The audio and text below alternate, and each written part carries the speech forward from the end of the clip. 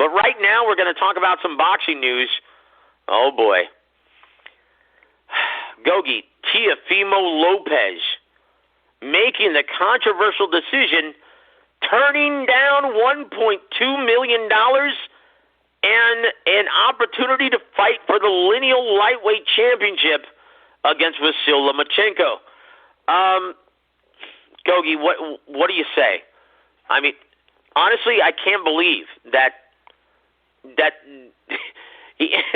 okay, well, once again, first of all, your thoughts on this before we get a quote from Mr. Bob Arum.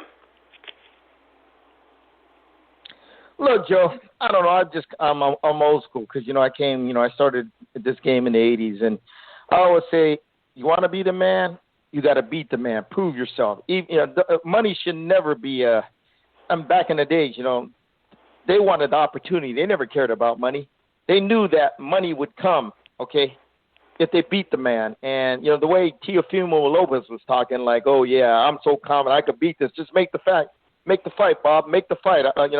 Basically, he was saying that, whatever, you give me a fair purse, I'll take it. I just want to prove to you that I could beat your top guy, so I become the top guy. Okay, now Teofimo, now he's acting like a damn businessman, like all these damn fighters out there. Okay, they want big money, but they haven't proven themselves yet. Okay, and to me, Joe, that's why, honestly, Joe, boxing the way these guys are nowadays, it's taken a lot of luster out of the sport for me. You know what I mean? To me, I can care less if I watch them or not.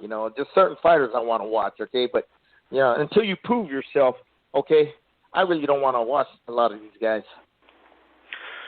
Oh, indeed, I second it, Gogi. Now, here's what, the Bobinator had to say about this, right? The Bob father. Oh boy, quote. I can't even say this with a straight face because it's ridiculous. But this is what Bob Arum, his promoter, had to say about this. Okay, well, this guy for the last two years wants this fight, always asking me to make a fight with Vasyl Lomachenko. He finally gets a title, and he has the opportunity to make a unification bout. Everyone wants to see it. So I'm trying to broker this fight for the past 7 months, trying to work out a deal, trying to get ESPN to bring forth this money. They finally do it, and what does he do? He's offered $1.2 million, and once again, this is on regular free ESPN. So what does he do? He tries to hijack the event, force it onto the pay-per-view platform to get the minimum amount of eyeballs on it, and he wants more money. So basically, I told him, look, we want this on regular ESPN to get millions of viewers.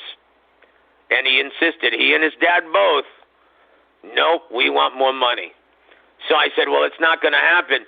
Either take the $1.2 million or you'll be forced to defend your bullshit title against your bullshit mandatory for $300,000. And what do they say? Yeah. They picked $300,000 and to fight that bullshit mandatory. So I'm done with this. I don't know what to do about this. End quote. Gogi, what happens when a young fighter turns down a golden opportunity? How does the promoter usually react after this? They're not happy, but they'll just they'll move on. That's all. Hey, they ain't gonna let one fighter, hold up their company. They'll make other plans and move on. Oh boy, yeah. Gogi, why does he think he's worth more money? You don't have the benefit of the live gate. Vasyl Lomachenko is obviously the A side and the mainstream draw. Teofimo Lopez he's never been a headliner for a big event like this. This is his very first one. Now, keep in mind, when he defeated Richard Comey in a great fight and won his first major world title, he was in the co-main event. Terrence Crawford was a headliner at Madison Square Garden, and that only sold, from what I understood, about 9 or 10,000 seats. So who does this kid think he is? Well, look, we're in a different era now. They see other fighters fighting on pay-per-view, making that money. They want it, okay? Oh, goodness. So that's what's happening. He's seen guys like Charlo, Tank Davis, and all these other guys fighting, getting more money. And then they're like, oh, I should get more money and everything, and this and that. So, like I said, to hell with them. I don't need to watch them, okay? If you don't want to do it, move on. Let other fighters that are hungry, that are looking for opportunity, to be somebody, and not act like a lot of these guys. So the hell with them, man. I don't care. Well, according to Teofimo Lopez, and he tweeted, right, or stated on his Instagram, what's the problem? I'm just trying to feed my family. Now, Gogi, in this economic climate in the U.S., do you think he's going to get any sympathy from the fans? Yeah. Well, Joe, if you want to see how fans feel about what he did, all you got to do is go on Twitter, and you'll hear it all. You know what I mean? So that's the most accurate market survey on opinions of what people think. You can just go on Twitter, boxing, and follow all these boxing people. Listen to all the media people, then the fans, the comments, and you'll see. And I'm just like I said, I'm like I said, Joe, I'm old school. Came from the old school, and when there were only two or three legit belts, not 50 like they got now, and when you were a champion, you earned you had to earn your title shot by beating guys in the top 10, beating the number one contender, and all that other stuff, and fighting the best. Okay, nowadays, man, look at all the titles they got out there, man. The WBA with all their BS bogus titles, the WBC is acting like that. It's kind of like diluted the sport, the true meaning of what it means to be a world champion. Okay, with everybody everybody's calling them.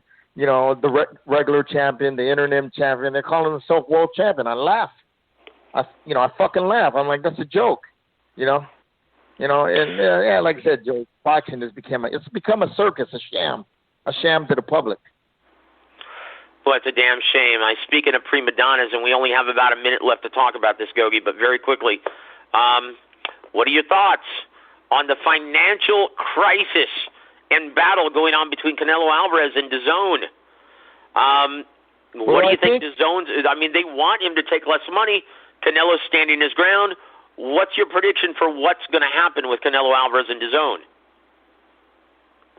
I think it's their problem, not mine. Okay.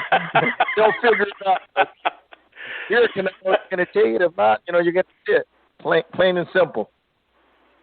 Well, to be honest with you, I think Canelo is easily talking his way into being put on the shelf until 2021. Thanks for playing, Canelo, because once again, unlike the other sports where if you are on the bench or if you're on injured reserve, you still get paid your contractually obligated amount. Not in boxing. If you don't make it to the ring, you get nothing. You get nothing. And mark my words also, Gogi. What's going to happen is DAZN, if he keeps this up, they're going to find a way out of that contract because of the unexpected crisis that came up because of the pandemic. They're going to find a force majeure in their contract and basically say, you know what, because of the unexpected pandemic, well, we can't be held liable or we can't be held responsible for this big guarantee. That's what's going to happen, in my opinion.